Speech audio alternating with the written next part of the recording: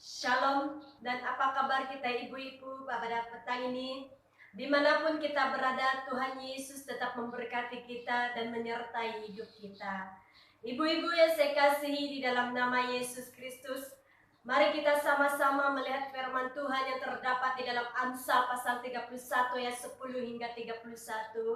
Ia mengatakan istri yang cakap siapakah akan mendapatkannya? Ia lebih berharga daripada permata. Hati suaminya percaya kepadanya. Suaminya tidak akan kekurangan keuntungan. Ia berbuat baik kepada suaminya dan tidak berbuat jahat. Sepanjang umurnya ia mencari bulu domba dan rami, dan senang bekerja dengan tangannya. Ia serupa kapal-kapal sadar. Dari jauh ia mendatangkan makanannya. Ia bangun kalau masih malam, lalu menyediakan makanan untuk seisi rumahnya dan membagi-bagikan tugas kepada pelayan-pelayan perempuannya. Ia membeli sebuah ladang yang diingininya dan dari hasil tangannya kebun anggur ditanaminya. Ia mengikat pinggangnya dengan kekuatan. Ia menguatkan lengannya.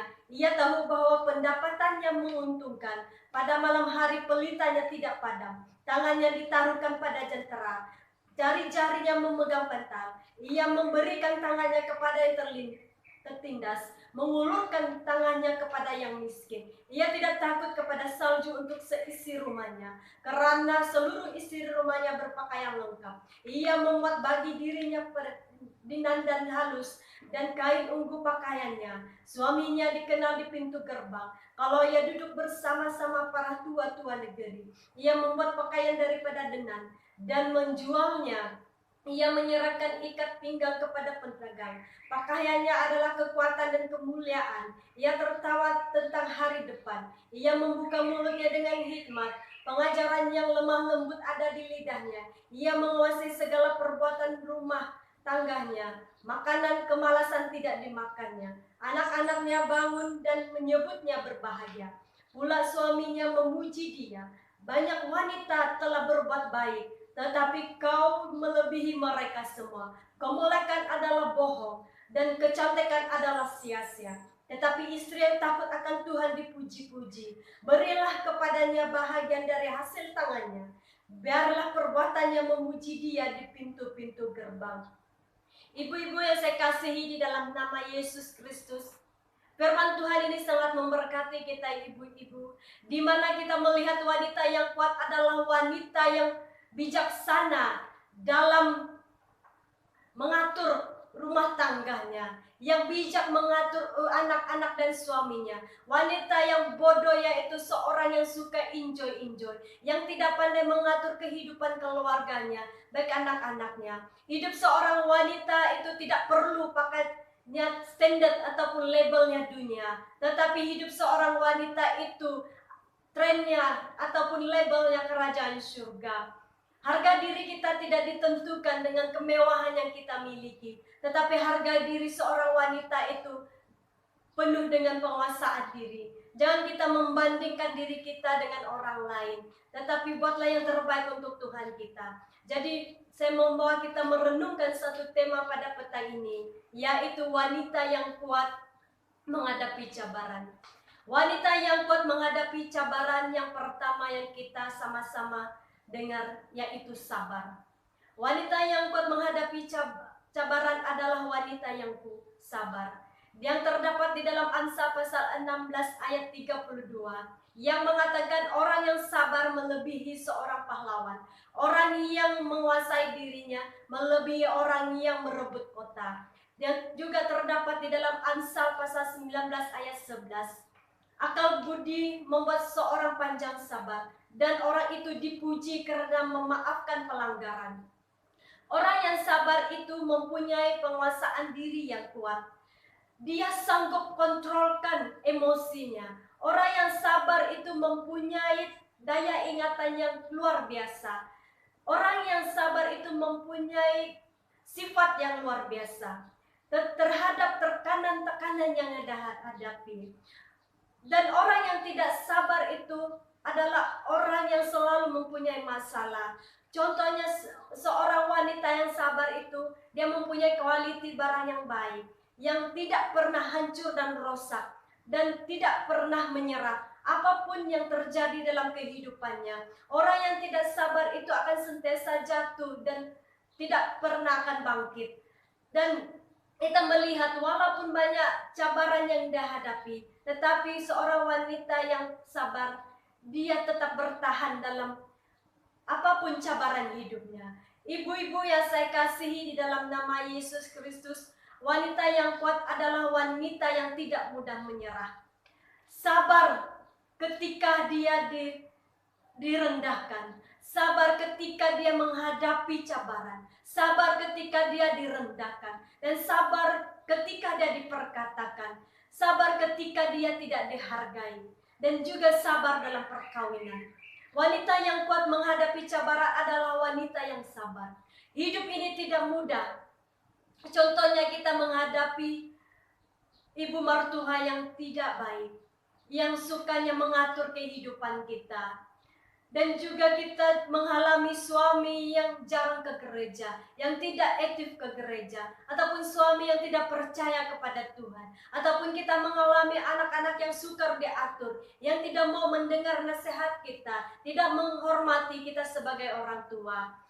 Kita melihat seorang yang sabar itu melalui tekanan-tekanan yang hadapi, kita tetap sabar dan kita tahu seorang wanita yang menghadapi cabaran adalah seorang yang sabar.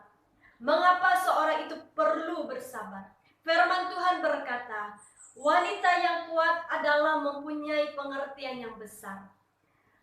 Orang yang sabar terdapat di dalam Alkitab kita, Amsal pasal 14:32, yang mengatakan orang yang sabar besar pengertiannya, tetapi siapa cepat marah membesarkan kebodohan. Orang yang sabar mampu memahami perbezaan dan menerima kekurangan orang lain.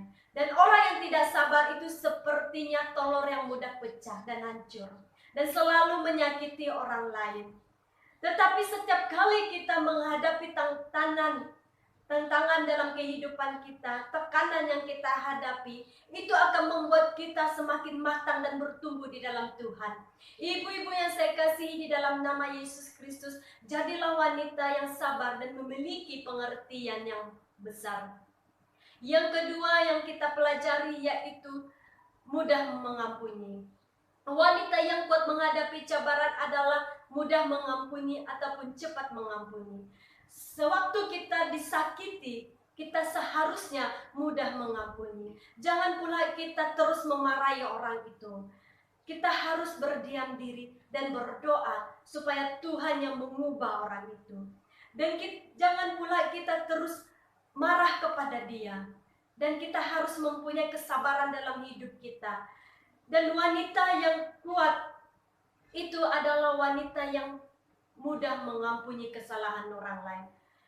Dan juga wanita yang kuat itu dapat mengatasi kepahitan yang ada pada hidupnya.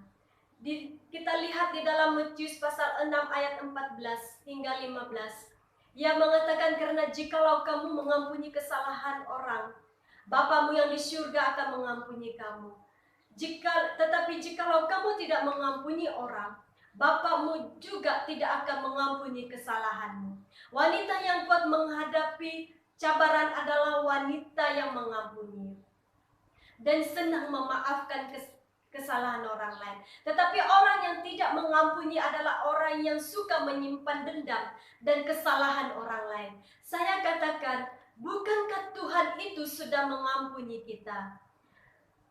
Tuhan telah membayarkan segala dosa-dosa kita. Dan pengampunan Tuhan itu tidak boleh dibayar. Dia memberikannya dengan percuma-cuma oleh karena kasih karunia-Nya. Dan mengampuni orang lain itu tidak boleh ditahan di dalam hati kita. Kita sudah diampuni. Dan kita seharusnya mengampuni kesalahan orang lain. Kalau kita tidak mengampuni, kamu akan sangat rugi. Orang yang susah mengampuni adalah orang yang keracungan rasa sakit hatinya. Orang yang sakit hati tidak akan pernah happy hidupnya. Akan membuat dia semakin tertekan menghadapi masalah.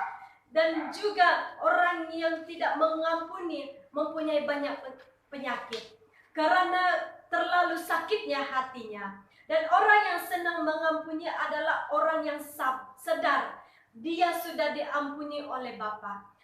Kenapa kita tidak boleh menghakimi orang lain? Karena kita sendiri mempunyai kelemahan dan kesalahannya. Dan tetapi Tuhan itu tetap mengampuni kita. Sekali lagi saya katakan bahwa wanita yang kuat menghadapi cabaran adalah wanita yang sabar dan mudah mengampuni kesalahan orang lain. Sebagai kesimpulan kita melalui firman Tuhan yang kita baca bersama-sama, jadilah wanita yang kuat menghadapi cabaran, baik dalam keadaan apapun, baik dalam tantangan dan tekanan yang Anda hadapi. Tetaplah bersabar dan sentiasa memaafkan kesalahan orang lain. Jangan pernah mendendamkan kesalahan orang lain. Jika kita mendendam, Tuhan Yesus pun tidak akan mengampuni kesalahan kita. Terima kasih, selamat petang dan Tuhan Yesus memberkati kita semua.